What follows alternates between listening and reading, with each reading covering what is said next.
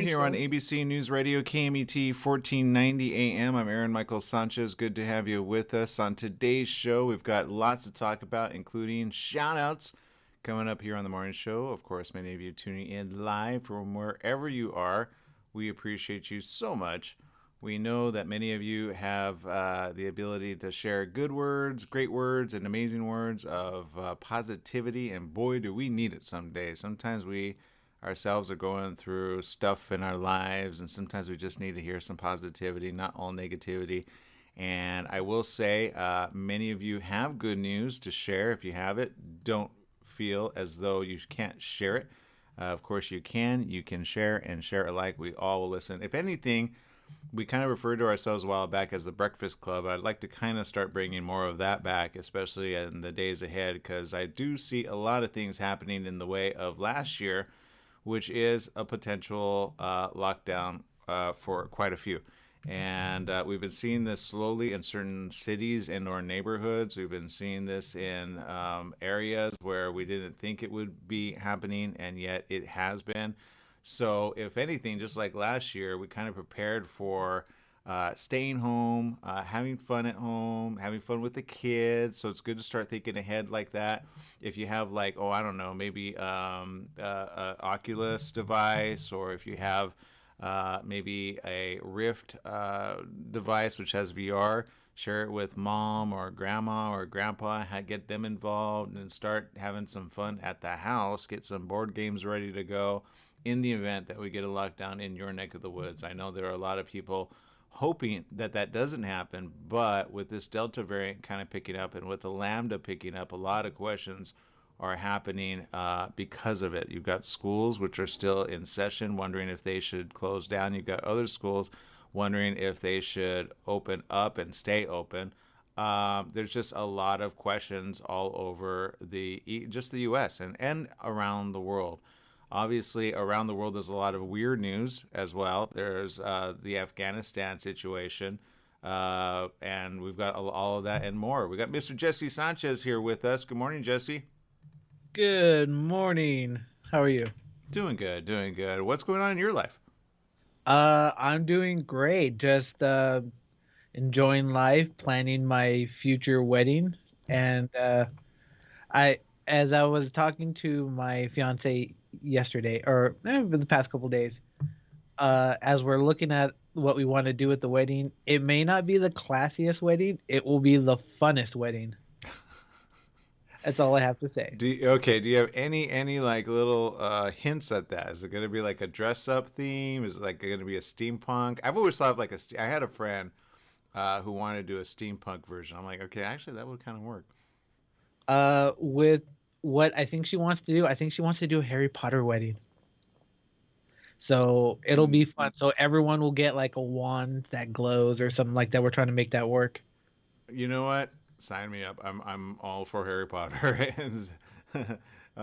So there you go. Look, it's a themed wedding, is what you're saying. Yes, it's going to be a themed wedding. All right. Nothing traditional. Well, you know what?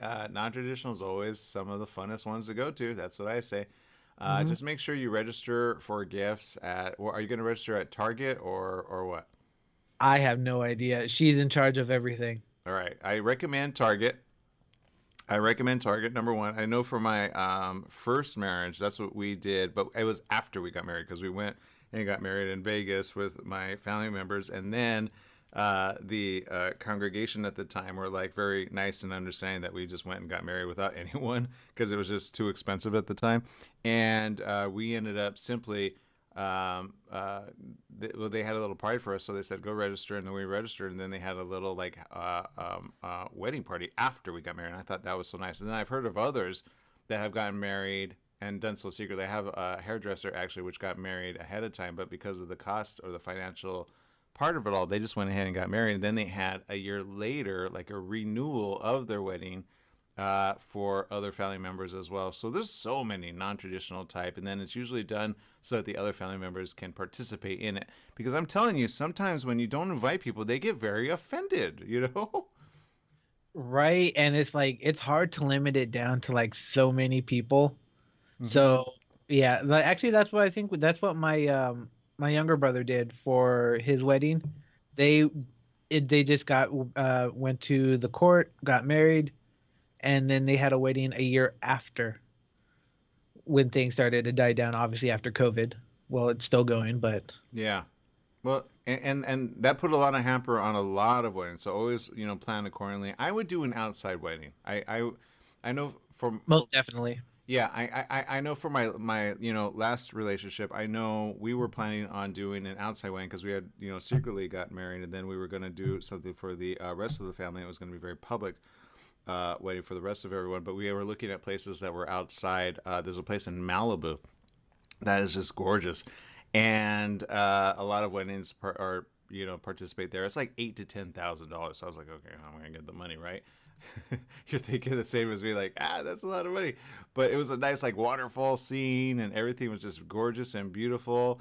But that went the way of yesterday. So I say, okay. But my point is this: sometimes you just have to go and when you want to just say I do, you got to do so, and then you got to wait for the rest of the family to catch up, because sometimes family members don't catch up. Sometimes family members are kind of resistant because you got mixed what I call families that kind of merge together, step family, step parents. You got personalities on the other side, usually the exes that always cause a lot of problem for other people, and the ones that never said I do, but there you go.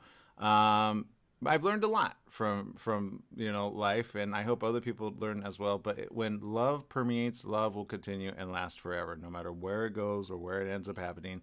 And that's just the way it is. I just say, don't get yourself with somebody that's abusive and or taking to the bottle in a bad way to create more harm for you or your family. Because I know there's some people that are listening that sometimes go, well, okay, I'll forgive him if he changes.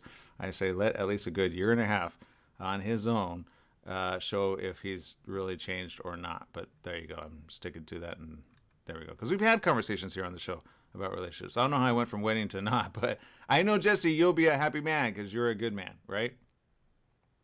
Yeah, I like to think of myself as a good person. I try not to hold a lot of anger or hate in my heart, so hopefully that doesn't bog me down and turn me into like a really bad person. But I don't see that happening. Not yeah, with you, Jesse. Like I said, anybody and everybody knows you're a good man. So there you go. All right, Algenia says, yes, I get a lot of events to keep humanity sane. Check my page. I'll help you. But keep busy is what she's saying. Stephanie Reed says, hello, happy editing this glorious sunshine. Awesomeness, busy day ahead for today. And let's see, Mom saying, mask up at the wedding. Gina says, like Prince say, or call my name. I got lots of ideas outside the islands. Great. Okay, so let's go to something that is happening around the world. The World Bank is freezing aid after the Taliban takeover. Yes, chaos has enveloped. The U.S. has evacuated now 37,000 people since the effort began on August 14th. President Joe Biden sat down for an exclusive one-on-one interview, has addressed the nation several times since. The Pentagon is confirming evacuations ending before full withdrawal. Major General Hank Taylor, who's the Deputy Director of Joint Staff Regional Operations, said at Pentagon yesterday, or today rather, that the U.S. has evacuated 19,000 people in the last 24 hours, which is a few thousand fewer than the previous day. That military remains focused on ending the mission in Afghanistan. He said in prepared remarks, our mission remains unchanged until that mission changes. We will continue to put forth our maximum effort to safely evacuate as many people as possible. That's the type of conversation a general does not want to have because he wants to go. He wants to take out the Taliban. I guarantee it. As if evacuations will continue up until August 31st, Pentagon Press Secretary John Kirby said the military will preserve maximum capability for as long as possible, but acknowledged there will be a transition more towards getting military assets out as we get closer to the end. The U.S. is moving forward with Biden's self-imposed August 31st deadline for a military withdrawal from Afghanistan despite pressure from European allies and pleas from potential evacuees. The fact that it was self-imposed just says something's not happening right. You cannot do this for long and expect for people to be okay with it. I guarantee you, you're going down the path of just stuff that's not going to work. I hope he's changing it. I think about it every single day. Will he change it? Will he change his course? I certainly hope so. For the military there, of course, they're just trying to do what they can. Here's an example of a situation where This is the photo of someone that actually is trying to help the people there out, right? That's a typical view that you would see quite normally. But look, there are so many people that just want it to end, and I say, yeah, but are we done there? No. Now, when you see areas like that, that is a soldier trying to help out a child, and they're just trying to navigate probably the situation. He probably got lost or removed from his family. All right, that is someone protecting another kid. And at the end of it all, you have families. Yes, you have adults. You have mothers. You have children. You have grandparents. You have grandpas. All just trying to live their life there as best as possible. Um, but according to the World Bank, they said they have suspended funding for projects in Afghanistan in the wake of Taliban's return to power, becoming the latest international organization to do so. The World Bank spokesperson said to ABC News, "We are deeply concerned about the situation in Afghanistan and the impact on the country's development prospects, especially for women. We have paused disbursements in our operations in Afghanistan, and we are closely monitoring and assessing the situation in line with our internal policies and procedures." In other words, they said no more money for you guys. No more laundering of money. Guaranteed that's what they do. Oh, they have money. They get money, right? They can't survive without money. The spokesperson added, "As we do so, we will continue to consult closely with the international community and development partners. Together with our partners, we're exploring ways we can remain engaged, preserve hard-won development gains, and continue to support the people of Afghanistan." The World Bank, which is headquartered in Washington, D.C., has committed $5.3 billion dollars for reconstruction and development projects in Afghanistan since 2002. Oh, I see what's happening. They're saying, nope, not anymore. Well, for the people there, we got to do the right thing. We just have to. The International Monetary Fund last week announced its financial resources will no longer be accessible to Afghanistan due to a lack of clarity within the international community over the country's government after the Taliban seized control of the capital. So there you go. That's the latest news. Crazy stuff in Afghanistan. Question, what can the president do? Answer, go in and remove them. They've already proven to be hateful and terrible. Jesse, what have you noted has been happening from stuff that you've been watching? Oh yeah. Some of the stuff I've been watching is pretty horrific. People being shot in the street. But these aren't the when I go looking for this stuff, it's not in the mainstream media. It's a lot of it's in like Taliban propaganda sites and stuff like that. I have to dive down deep in Twitter and stuff like that. So it's pretty gross. So I'd rather not look into there anymore. But you know what? I kind of have to because I need to know what's going on in these countries and stuff like that. So as long as people keep filming, I'll keep watching. Yeah, We and I got can this. I can tell you right now, there's a lot of people, questioning those that have fled, right? Like Mexico City. Mexico has accepted their first group of refugees from Afghanistan on Tuesday as 5 women and 1 man arrived in Mexico City. They were welcomed by Foreign Relations Secretary Marcelo Ebrard, who told the group, "Welcome to your home." The young women, who had to travel through 6 countries to reach Mexico, have competed in robotics competitions. They fled Afghanistan after the Taliban took control of the country earlier this month. The Taliban have, of course, been hostile to women working or going to school after a certain age. Ebrard said Mexico would grant them whatever legal status they consider best. That could include giving them asylum or refugee status. One member of the group thanked Mexico, saying the country had saved their lives. They're not the first country to extend themselves. I know Airbnb recently did something for others, especially needing a safe place. Airbnb to house. This was the latest news. Actually, this is right here, right now. 20,000 Afghan refugees for free around the world. As thousands are trying to leave, Airbnb CEO Brian Chesky says it led to his pledge of free housing for 20,000 displaced Afghans on Tuesday. He's posted on Twitter, "The displacement and resettlement of Afghan refugees in the U.S. and elsewhere is one of the biggest humanitarian crises of our time. We feel a responsibility to step up." While Airbnb hosts will ultimately have to agree to accept refugees, Chesky says he feels the program will work. Airbnb has already provided free housing during natural disasters in many countries, which began when they hosted more than 1,000 people in New York displaced by Hurricane Sandy in 2012. company reports it has offered such accommodation to more than 75,000 people worldwide. Airbnb launched an open homes project in 2017 that offers renters an opportunity to help their local communities. They have assisted people displaced by the Mexico City earthquake and wildfires in the U.S. and Australia. So it's not the first time they've done something really good. He wrote, "While we will be paying for these stays, we could not do this without the generosity of our hosts." He says, "I hope this inspires other business leaders to do the same. There's no time to waste." Chesky put out a call to all Airbnb hosts in the popular online community to raise their hand if they want to host refugees. The company will set them up with local NGOs and authorities in the communities to place refugees in the properties. It was not clear how long Airbnb will pay for accommodations or what obligations hosts might agree to, but the company suggests that the cost will be handled by Chesky's personal contributions supported by donors to the Airbnb.org refugee fund, which has aided displaced people in the past. The company supports the U.S.-based International Rescue Committee, whose president, former UK Home Secretary David Miliband, thanked the group on Tuesday. He said, quote, "We're grateful to our partners at Airbnb.org and Airbnb for once again offering their support and infrastructure to meet this moment, providing safe and welcoming places for individuals and families as they arrive in the U.S. and begin rebuilding their lives." U.S., of course, have evacuated more than 20,000 people since August 14th. Look, is it easy to do something like this? No. Are they going to do it for like ever? Probably not. But at least a good temporary housing stay, I say, good job putting your heart where it belongs. And we thank you for that. Okay, we're going to take a quick break. We'll be back with more right after these messages. Stay tuned.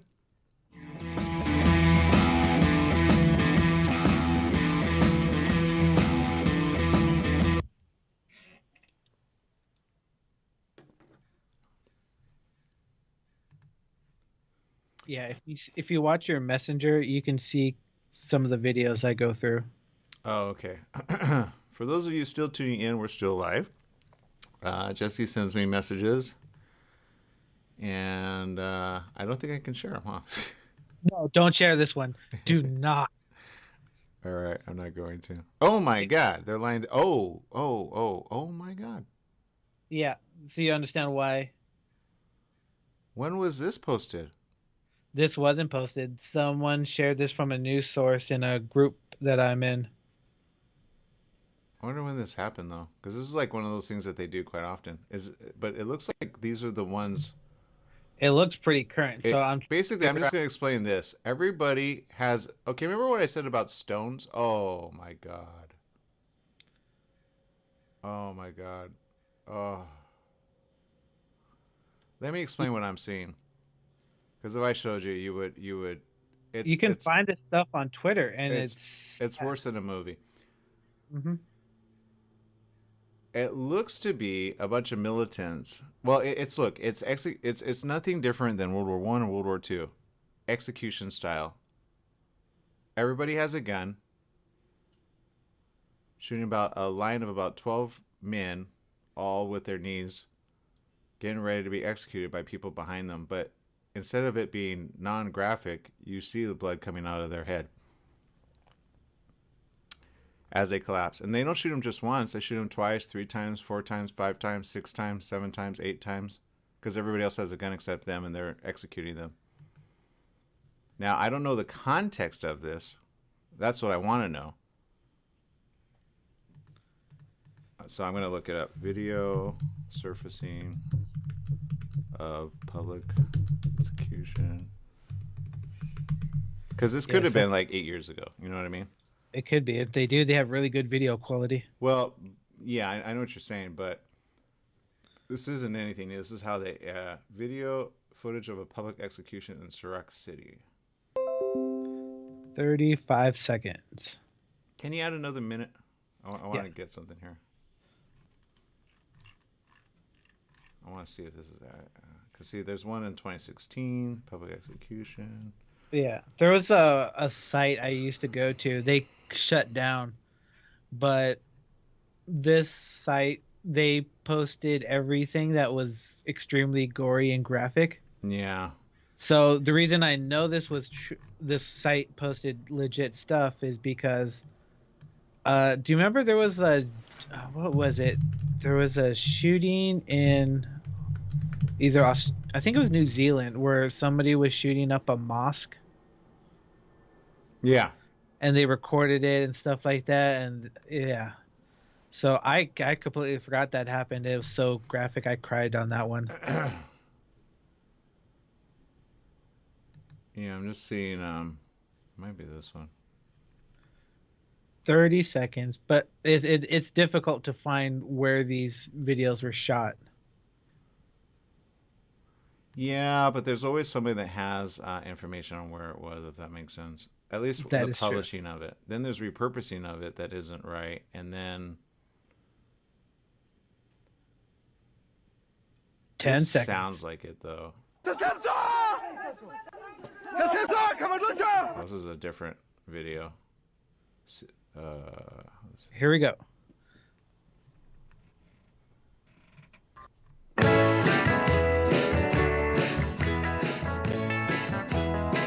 Welcome back. Welcome back. It's the morning show here on ABC News Radio KMET 1490 AM, where we enjoy each and every one of you for sharing information with us and then some. Obviously, lots of crazy stuff going on around the world, and none of it good.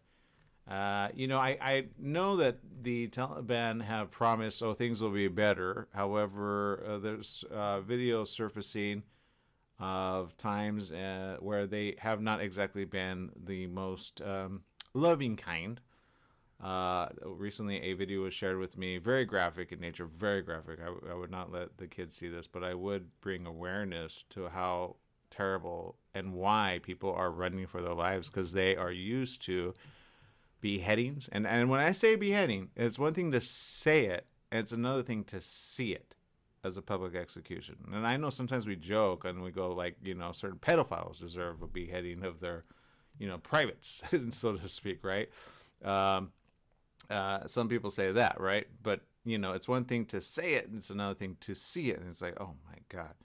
But to see people be executed in public in such a way where there are videos surfacing on it. And I'm just trying to get some perspective, because sometimes what happens during any time, just like with the Black Lives Matter movement, a lot of old video was displayed as though it were new.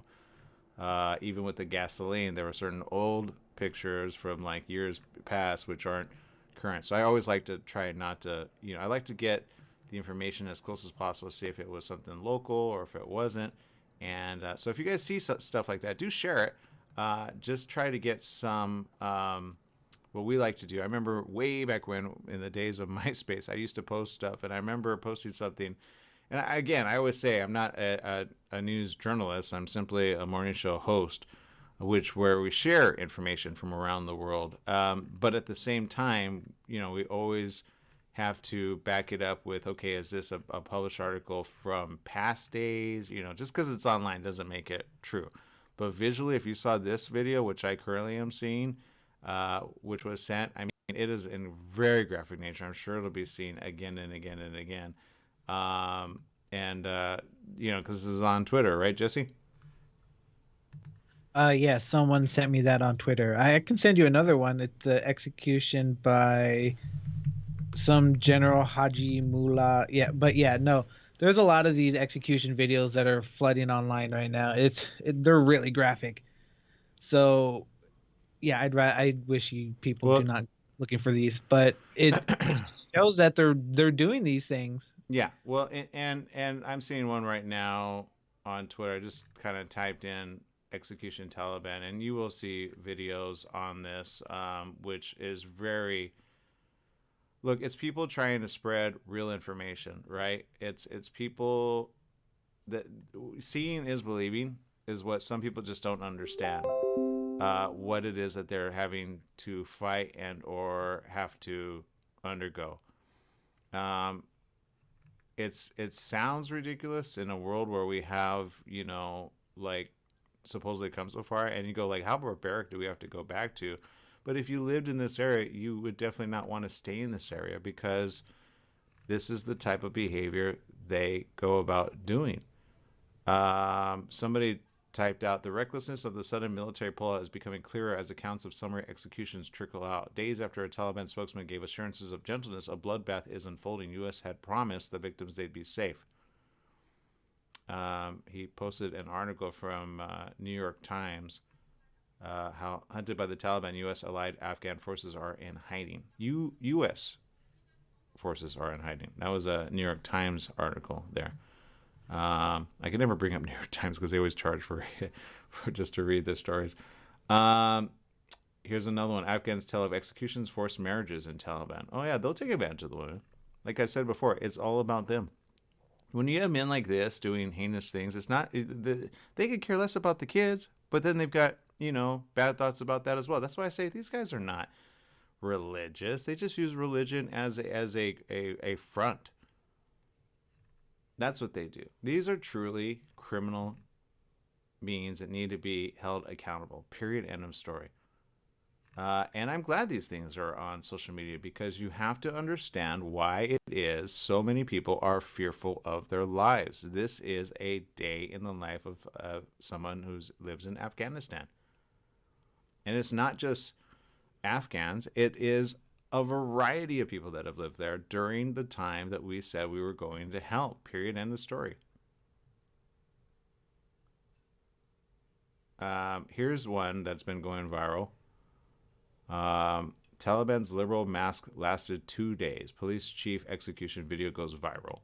This is a whole different one that I haven't seen. I'm not trying to amplify. Oh yeah, the video is age restricted on YouTube.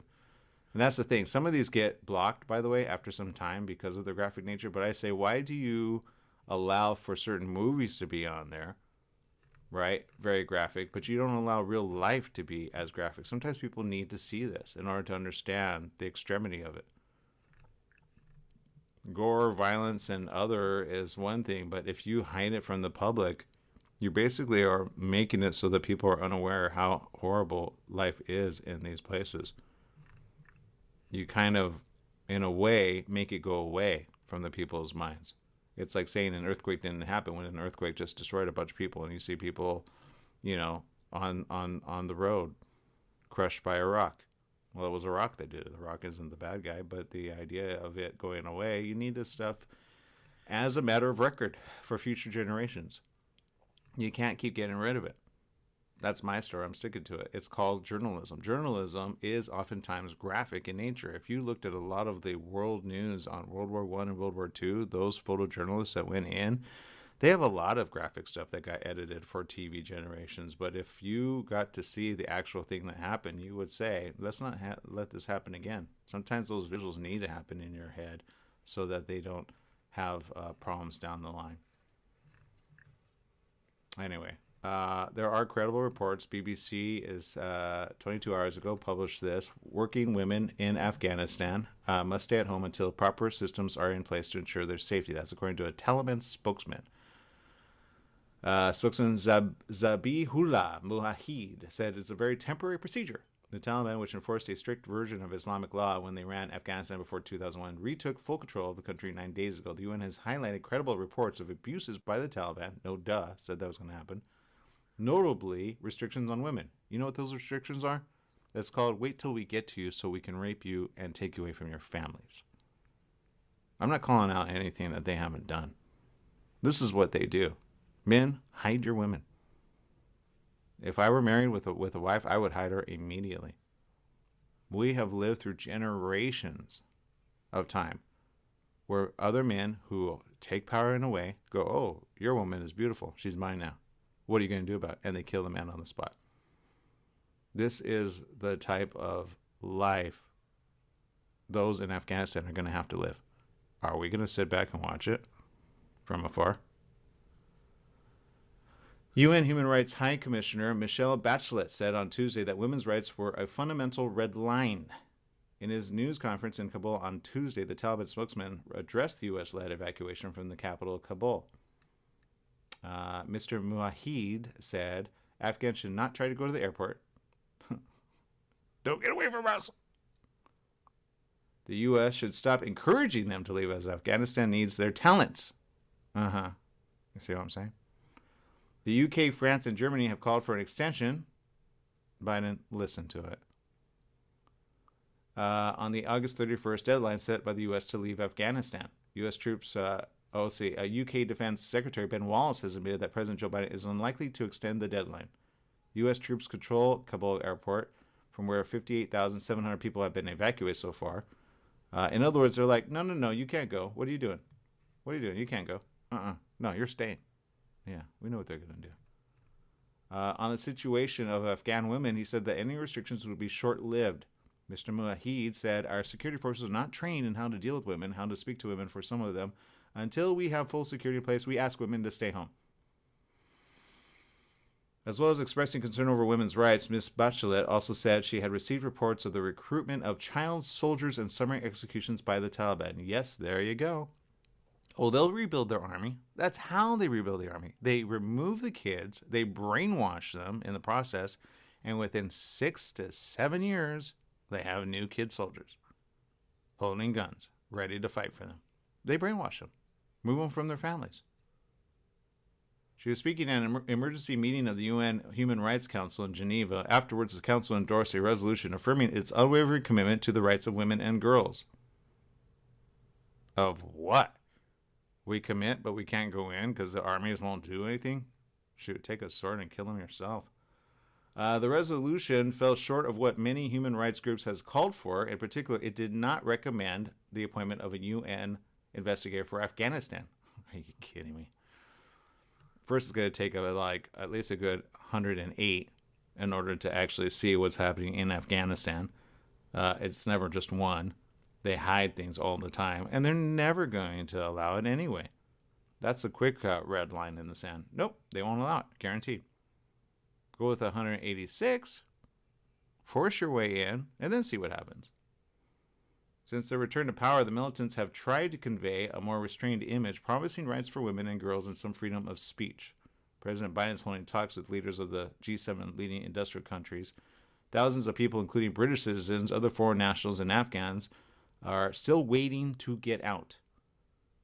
Khalid, an Afghan who worked as an interpreter for the British Army, said to BBC about his relief, tinged with sadness at leaving the country. He and his family are now in the north of England. He said, quote, when you leave your country, your people, especially your sister, your brothers, your mother, your everyone. Because of those things, I was sad, but now I'm happy in the UK. Before the Taliban retook control, more than 550,000 people have been forced to flee their homes this year due to fighting. That's according to the UNHCR, the UN Refugee Agency.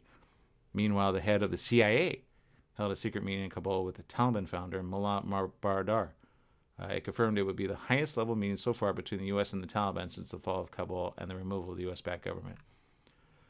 Look, here's my story. I'm going to stick to it. You got to go ahead and just remove the head off of that Taliban. Period. End of story. You remove the head, boy, the Taliban will run for their lives. They are afraid if you remove the head. They just are. He and about 3 others all have special access privileges in other countries. Well, they have the money. They have it technically stored away. They don't need the World Bank technically. They have it stored away. They have it in cash. They have it in gold. They have it in bullion, as they like to say it. Oh, they have it. But you take out the head ones, guaranteed other ones know exactly where it's hidden. Yeah, that's all you have to do. All right, people, we're going to take a quick break here on the morning show. I'm Aaron Michael Sanchez. If you know a Taliban member, have him come at me so I can kill him. It's called self-defense. Thank you. We'll be right back with more right after these messages. Stay tuned for more.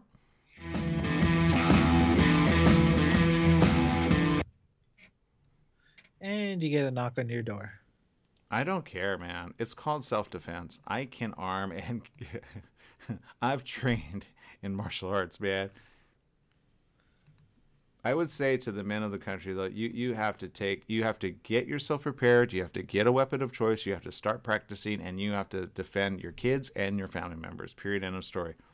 I know they come in as soldiers, like 2 to 3 people. Have an escape route planned. Have a way of getting your family out of Dodge. Have a disguise. If you have to, start dressing up like them and pretend to be them. You have to be inventive in times of war like this. You have to be so good that they kind of go, you go like, hey, how you doing? Yeah, I'm good. Yeah. We should go get some food later. Okay, bye. They run away. Because that's what these guys do, man. They ruin it for the rest of the good people in those areas. They ruin it. Oh, my. Now let's see. Viviana says, I can't help but wonder what if some terrorists are pretending they're refugees. Oh yeah, it happens all the time. Yeah, that's a scary thought. Anywhere from 3 to 8%. Yeah, they squeeze in the middle, and they have documents that they forge, or fake, or pretend, and they do. That's why on the receiving end, you have to really be very, very careful and monitor. So there's that situation occurring as well, guaranteed. But you shouldn't hurt the majority over it.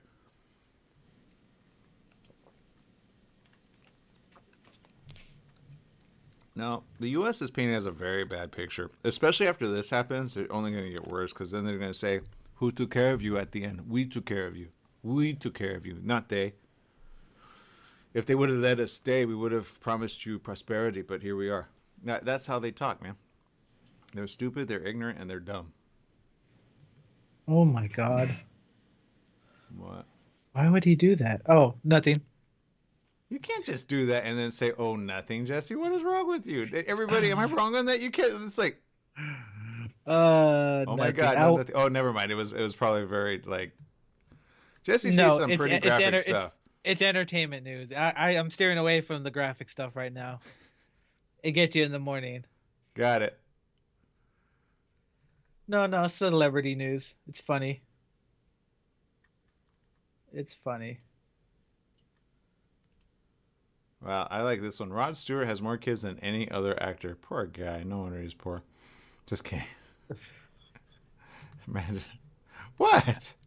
You gotta stop after 6. It just gets very, very expensive after that. He went past it. How many did he have? I don't know. Is it double digits? I don't know. Let's see. Rod Stewart. 5 seconds. We're coming back. We'll figure it out.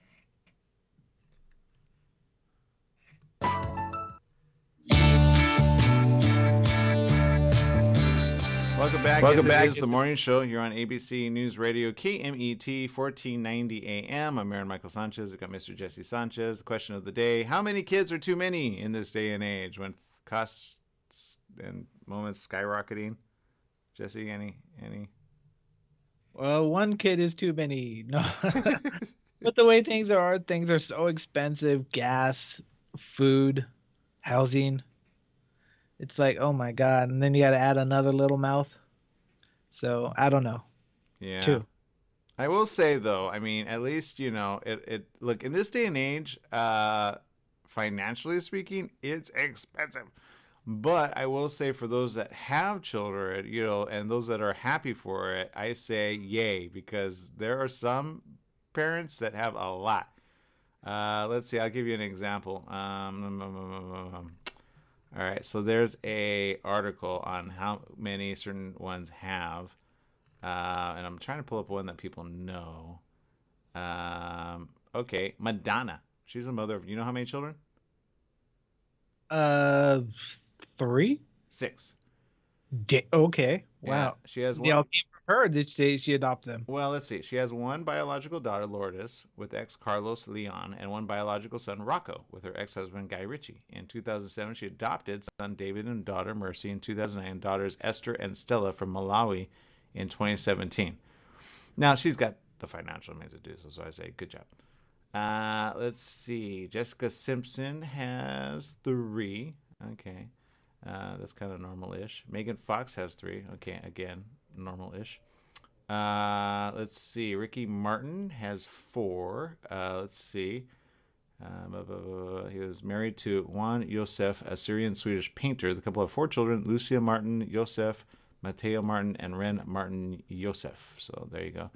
Let's see. Trying to get the one that has the majority. Let's see. James Vanderbeek has 5, so he's pretty busy. Remember him from Dawson's Creek?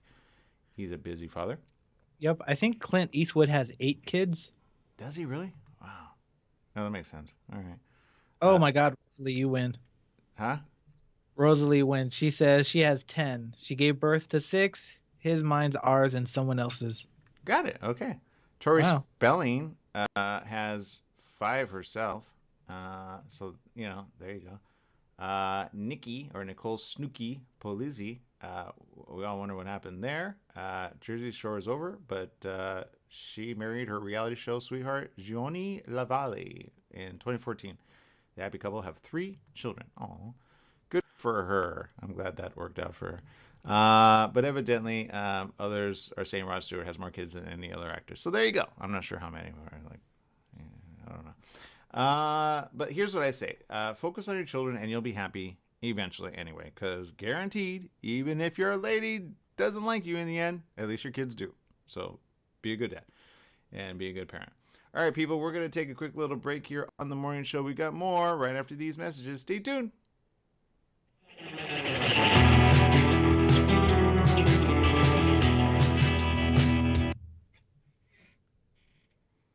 All right, let's see. How, he didn't come back with how many kids does he have? Oh, I know. Well, this dumb article, when I clicked on it, it didn't say anything about it. It was like the headline, but hold on.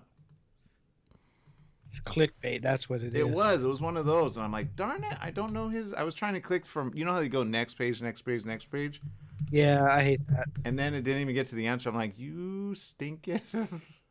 At These least get, 8 children. 8 children. Okay. Yeah, he has 8 children. Um,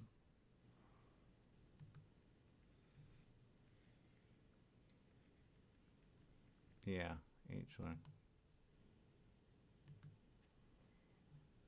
But you know, he's a happy guy. You know what I mean? Like, I can see him as being a good father.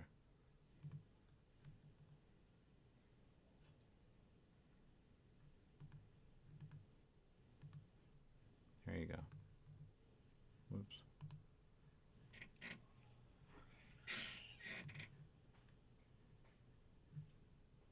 Anyway, there you go. Good looking family, right?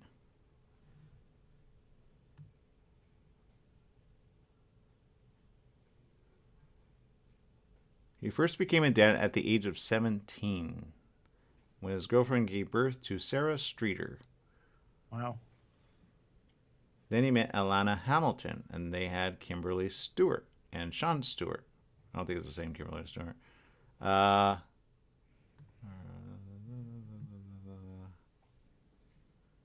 Speaking about Rod being a father, Penny said in an interview, he has learned to compromise. He's become a lot softer, and his elder children will even admit he's a better parent who gives them more time. Aww. 1 minute. So there you go. And wow, Rosalie, 10. Well, you gave birth to 6, so see, that was your limit. His, mine, ours, and someone else's. But they keep you busy, right? They keep you busy. Pretty soon you're gonna just like forget their names and just start numbering them. 1, 2, and 8. What's your name? You're 4, man. Number 3, get back here. Well, it's hard when you go, wait, 8, no, 9, no, 10, no, wait, what are you? You're 2, right? It's like when they go, Joey, Henry, what's your name? Yeah, wasn't there a woman who gave birth to like 8 kids? Yeah, Octomom, remember her? No. You don't remember Octomom? No. Yeah, they were all 8 kids, like all at the same age, though. Okay, that's cool. You don't remember Octomom? We have. No, I don't. They called her Octomom. She was an actual octopus, but 5 seconds. Here we go. Welcome back. Yes, it is the morning show here on ABC News Radio KMT 1490 AM. Okay, fine. We figured out. You know those sites that sometimes they like get you at the very beginning. You're like, well, you want to see it, and then it said, well, Rod Stewart has the most. So how many does Rod Stewart have? The answer 8. He has a total of 8. Youngest when he was 17, and he has learned to be a loving father, and then some. Of course, you think, well, he's got the money to go around. Yep, that's true. But he's also got the love to go around because, of course, so many of his kids view him as a great father, and there you go. But yeah, we're talking about, some that I've had all at once. And Jesse asked me, do you remember one talked about like had 8 kids, and that was called Octomom. She had all 8, all at one point.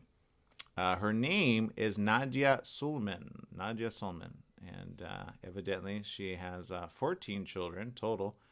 Never a dull moment. I think she even had her own show. So, Jesse, just be careful. You okay there? Did you pass out? Did you faint? Yeah, no, when you said she had 14 kids, I'm like, oh my God, that's so many. Yeah. So, how do you do that?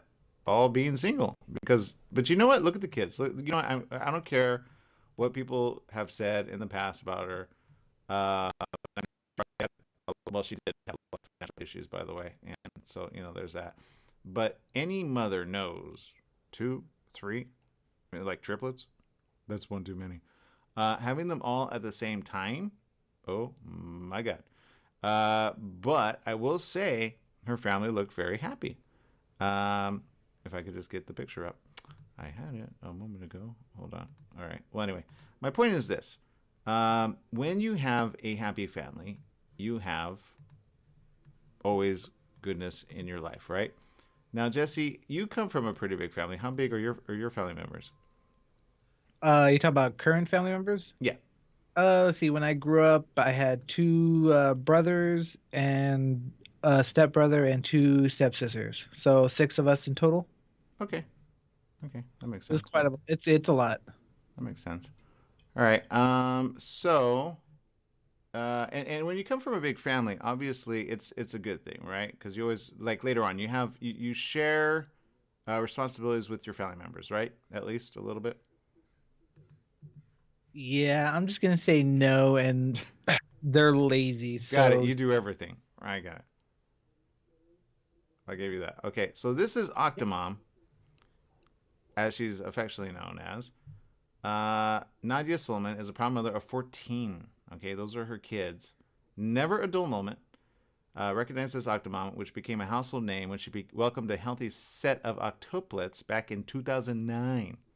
Yeah, at the time, she had already conceived 6 other children through in vitro fertilization, making her a mother of 14. She scored a deal for a reality TV show in the United Kingdom.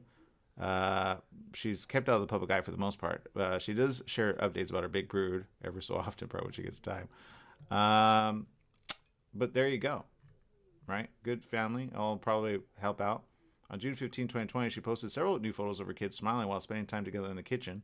Naraya and Malaya are slowly taking over as head chefs since they love to cook. Thank God the older ones are older now. They can be responsible and help out, right? But boy, never a dull moment for these kids, right? But imagine that, Jesse. But like, you know, I'm glad she made it work in the end. yeah, glad the kids look like they're happy and healthy. So that's all that matters. Yeah. One is on the autism spectrum. Her son Aiden. Nadia vowed to never give up on him and discussed how she wanted to give him the best life possible. Another heartfelt post on the platform of Instagram, I believe. The Fullerton native expressed, she's in our own backyard, Fullerton, expressed how grateful she was for the loyal following she's gained over the past 12 years. Nadia also revealed at the time that what she was hoping to accomplish in the year to come.